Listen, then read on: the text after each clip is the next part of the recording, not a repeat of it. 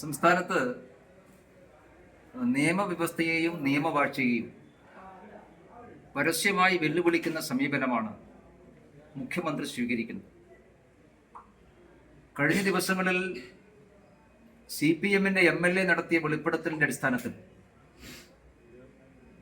അന്വേഷണ പ്രഹസനം പ്രഖ്യാപിക്കുക വഴി അദ്ദേഹം ഉന്നയിച്ചിട്ടുള്ള ഗുരുതരമായിട്ടുള്ള ആരോപണങ്ങളെ ഫലത്തിൽ തള്ളിക്കളയുകയാണ് മുഖ്യമന്ത്രി ചെയ്തിട്ടുള്ളത്.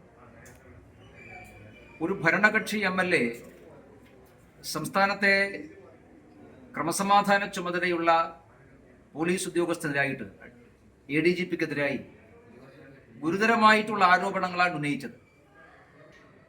അത് കേവലം ഒരു അഴിമതി ആരോപണം മാത്രമല്ല, അദ്ദേഹത്തിന്റെ വീട് നിർമ്മാണവുമായി ബന്ധപ്പെട്ടൊക്കെ ഉയർന്നു വന്നിട്ടുള്ള അഴിമതി ആരോപണം. പക്ഷെ അഴിമതി ആരോപണത്തെക്കാൾ അപ്പുറത്ത് ഗുരുതര സ്വഭാവമുള്ള മറ്റു ചില ആരോപണങ്ങൾ ഉന്നയിച്ചിട്ടുണ്ട്. ഒന്ന്, ADGP കേരളത്തിൽ ഒരു ക്രിമിനൽ സംഘത്തിന് നേതൃത്വം കൊടുക്കുന്ന വ്യക്തിയാണെന്നുള്ള ആരോപണം. തട്ടിക്കൊണ്ടുപോകലും കൊലപാതകമടക്കമുള്ള ഗുരുതരമായിട്ടുള്ള കുറ്റകൃത്യങ്ങൾ അദ്ദേഹം നടത്തുന്നു എന്നുള്ളതാണ് ഏറ്റവും പ്രധാനപ്പെട്ട ഒരു ആരോപണം.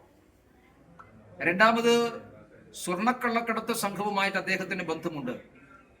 വിമാനത്താവളത്ത് പിടിക്കുന്ന സ്വർണത്തിന്റെ ഒരു വിഹിതം ADGPക്കാണ് കിട്ടുന്നത്.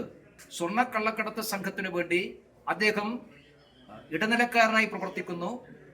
അതിന്റെ ഭാഗമായിട്ട് കേരളത്തിലെ ചില കേസുകൾ അട്ടിമറിക്കാൻ വേണ്ടി അദ്ദേഹം പരിശ്രമിച്ചിരിക്കുന്നു. മൂന്നാമത്തെ ഗുരുതരമായിട്ടുള്ള കാര്യം, അദ്ദേഹം മന്ത്രിമാരുടെ ഫോൺ ചോർത്തുന്നു എന്നുള്ളതാണ്. അങ്ങനെ മൂന്ന് പ്രധാനപ്പെട്ട ഗുരുതരമായിട്ടുള്ള ആരോപണമാണ് സംസ്ഥാനത്തെ ADGPക്കും മുഖ്യമന്ത്രിയുടെ പൊളിറ്റിക്കൽ സെക്രട്ടറിക്കും എതിരായിട്ട് ഉന്നയിച്ചിട്ടുണ്ട്. ഈ ആരോപണങ്ങളെക്കുറിച്ച് ഈ നിമിഷം വരെ ഒരു മറുപടിയും മുഖ്യമന്ത്രി പറഞ്ഞിട്ടില്ല. മുഖ്യമന്ത്രി ആകെ ചെയ്തിട്ടുള്ളത് ADGPയുടെ കീഴിലുള്ള 2 IG-മാരുടെ നേതൃത്വത്തിലുള്ള ഒരു സംഘത്തെ അന്വേഷണത്തിന് വേണ്ടി ചുമതലപ്പെടുത്തുകയാണ്. ആ അന്വേഷണ സംഘത്തിലെ മുഴുവൻ ആളുകളും ADGPക്ക് റിപ്പോർട്ട് നൽകേണ്ടതാണ്. ADGPക്ക് റിപ്പോർട്ട് നൽകുന്ന തന്റെ കീഴുദ്യോഗസ്ഥന്മാരെ അന്വേഷണ ഉദ്യോഗസ്ഥന്മാരായി നിയമിക്കുക എന്ന് പറഞ്ഞാൽ ഫലത്തിൽ അത് കേരളത്തിലെ ജനങ്ങളെ പുച്ഛിക്കുന്നതിന് തുല്യമാണ്.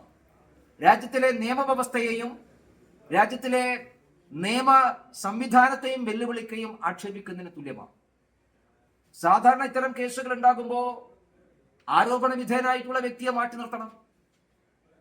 പൊളിറ്റിക്കൽ സെക്രട്ടറിയെയും മാറ്റി നിർത്തിയിട്ടില്ല, ADGPയെയും മാറ്റി നിർത്തിയിട്ടില്ല. പിന്നെ എന്തിനാണ് അന്വേഷണം? അങ്ങനെയാണെങ്കിൽ അന്വേഷണം വേണ്ടായി തീരുമാനിച്ചപ്പോൾ ഒരു മുഖ്യമന്ത്രി.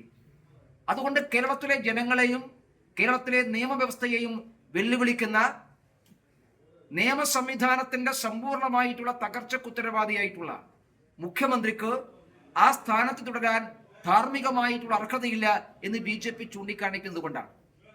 ഇതിൽ വലിയ അത്ഭുതമൊന്നുമില്ല. ഈ സംഭവം റിപ്പോർട്ട് ചെയ്തപ്പോൾ തന്നെ ഇതിങ്ങനെ വരുള്ളൂ എന്ന് എല്ലാവർക്കും അറിയാമായിരുന്നു. അതുകൊണ്ടാണ് BJP ആവർത്തിക്കുന്നത്, നിയമ സംവിധാനത്തെ വെല്ലുവിളിക്കുന്ന, നീതിന്യായ സംവിധാനത്തെ വെല്ലുവിളിക്കുന്ന, നിയമവാഴ്ചയെ അട്ടിമറിക്കുന്ന ഒരു മുഖ്യമന്ത്രി കേരളത്തിന് ഗുണകരമല്ല. അതുകൊണ്ട് അദ്ദേഹം രാജിവെക്കണം എന്ന ആവശ്യം മുമ്പോട്ട് വെക്കുന്നു. ഇതിൽ ഇന്നലെ മറ്റു ചില ആരോപണങ്ങൾ കൂടി അൻവർ പറഞ്ഞിട്ടുണ്ട്. അതിൽ മലപ്പുറം ജില്ലയിലെ ചില സ്വർണ്ണക്കടകളുമായി ബന്ധപ്പെട്ടുകൊണ്ടുള്ള ആരോപണമാണ്. ചില സ്വർണ്ണക്കടകൾ കള്ളക്കടത്ത് സ്വർണം കടത്താനുള്ള കേന്ദ്രമാക്കി മാറ്റുന്നു എന്നുള്ളതാണ്. ചില കേന്ദ്രങ്ങളൊക്കെ ചില ആളുകളുടെ വ്യക്തികളുടെ പേരൊക്കെ പറഞ്ഞിട്ടുണ്ട്. അവിടെയൊന്നും ഈ നിമിഷം വരെ അന്വേഷണ ഏജൻസികൾ ആരും ചെന്നെത്തിയിട്ടില്ല. അവർക്കൊക്കെ തെളിവ് 24 മണിക്കൂർ കഴിഞ്ഞ് തെളിവ് നശിപ്പിക്കാനുള്ള ആവശ്യമായ സമയമായി. എന്തുകൊണ്ടാണ് ഈ കേസിൽ ഇത്തരം കാര്യങ്ങൾ അന്വേഷിക്കാൻ തയ്യാറാകാത്തത് എന്നുള്ള ചോദ്യം പ്രസക്തമാണ്. ആ ചോദ്യത്തിനുള്ള ഉത്തരം ഇതിനെല്ലാം പുറകിൽ മുഖ്യമന്ത്രിയുണ്ട് എന്നുള്ളത് കൊണ്ടാണ്. പൊളിറ്റിക്കൽ സെക്രട്ടറിയുമായി ബന്ധപ്പെട്ട എല്ലാ കാര്യങ്ങളും മുഖ്യമന്ത്രിയുടെ മൗനാനുവാദം എന്നുള്ളത് കൊണ്ടാണ്. ഇത്രയും ഗുരുതരമായൊരു വിഷയം കേരളത്തിൽ ഉണ്ടായിട്ട് അതിന്റെ മെറിറ്റിനെ കുറിച്ച് ചർച്ച ചെയ്യുന്നതിന് പകരം ഈ സംഭവത്തെ മറ്റൊരു ദിക്കിലേക്ക് എത്തിക്കാനാണ് പ്രതിപക്ഷ നേതാവ് പരിശ്രമിക്കുന്നത്. ഇതിന്റെ എല്ലാം പുറകിൽ RSS ആണ് എന്ന VD സതീശന്റെ കണ്ടെത്തൽ അദ്ദേഹത്തിന്റെ ബുദ്ധിക്കെന്തോ കാര്യമായി സംഭവിച്ചതുകൊണ്ടാണ്. സംസ്ഥാനത്തെ ADGPയും മുഖ്യമന്ത്രിയുടെ പൊളിറ്റിക്കൽ സെക്രട്ടറിയും ക്രിമിനൽ കുറ്റകൃത്യങ്ങൾക്ക് നേതൃത്വം കൊടുക്കുന്നു എന്നുള്ള ഗൗരവമേറിയ ഒരു വാർത്ത, ആ വാർത്ത വന്നിട്ട് അതിനെ സംരക്ഷിക്കുന്ന നിലപാട് മുഖ്യമന്ത്രി സ്വീകരിച്ചിട്ട് അതിൻ്റെ കൂടെ RSSനെ വലിച്ചു കെട്ടി മുഖ്യമന്ത്രിയെയും ADGPയും രക്ഷപ്പെടാനുള്ള കവാടം ഒരുക്കുകയാണ് പ്രതിപക്ഷ നേതാവ് ചെയ്യുന്നത്. സത്യത്തിൽ പ്രതിപക്ഷ നേതാവിന് ADGP നിലനിൽക്കണമെന്ന് ആഗ്രഹമുണ്ടോ? പൊളിറ്റിക്കൽ സെക്രട്ടറി ശശി തുടരണമെന്ന് ആഗ്രഹമുണ്ടോ? ഈ ക്രൈസിസിൽ നിന്ന് പിണറായി വിജയൻ രക്ഷപ്പെടണമെന്ന് ആഗ്രഹിക്കുന്നുണ്ടോ? സത്യത്തിൽ ഈ വിഷയത്തിൽ അനാവശ്യമായിട്ടുള്ള വിവാദങ്ങൾ ഉണ്ടാക്കി, ഈ വിഷയമായി ഒരു ബന്ധമില്ലാത്ത പുതിയ കാര്യങ്ങൾ കൊണ്ടുവന്ന് അനാവശ്യ വിവാദമുണ്ടാക്കി മുഖ്യമന്ത്രിക്കും ADGPക്കുമുള്ള രക്ഷാകവചം ഒരുക്കുകയാണ് VD സതീശൻ ചെയ്യുന്നത്. അല്ലെങ്കിൽ ഇത്തരമൊരു സന്ദർഭത്തിൽ ഒരു മെറിറ്റുമില്ലാത്ത, വസ്തുതയുമായിട്ട് ഒരു ബന്ധമില്ലാത്ത ഒരു ആരോപണം എന്തിനാ VD സതീശൻ പറയുന്നത്? എന്തിനും ഏതിനും RSSന്റെ പേര് വലിച്ചഴിച്ച് മുഖ്യമന്ത്രിയെ രക്ഷപ്പെടാനുള്ള സന്ദർഭം ഒരുക്കുകയല്ലേ ചെയ്യുന്നത്. അതുകൊണ്ട് മുഖ്യമന്ത്രിയെ രക്ഷാകവചമൊരുക്കുന്ന, മുഖ്യമന്ത്രിയെ സംരക്ഷിക്കുന്ന നിലപാട് പ്രതിപക്ഷ നേതാവ് അവസാനിപ്പിക്കണം. ഈ വിഷയത്തിൽ എന്തുകൊണ്ടാണ് മുഖ്യമന്ത്രിയുടെ രാജി ആവശ്യപ്പെട്ടുകൊണ്ട് ഒരു പ്രക്ഷോഭം നടത്താൻ കോൺഗ്രസ് തയ്യാറാകുന്നത്? ഭാരതീയ ജനതാ പാർട്ടി ഈ വിഷയത്തിൽ മുഖ്യമന്ത്രിയുടെ രാജി ആവശ്യപ്പെട്ടിട്ടുണ്ട്. പക്ഷെ പ്രതിപക്ഷ നേതാവിന്റെയും പ്രതിപക്ഷത്തിന്റെയും ശബ്ദം വളരെ ദുർബലമാണ്, സംശയാസ്പദമാണ്. അതുകൊണ്ടാണ് പ്രതിപക്ഷ നേതാവ് മുഖ്യമന്ത്രിക്ക് രക്ഷാകവചം ഒരുക്കുകയാണ്.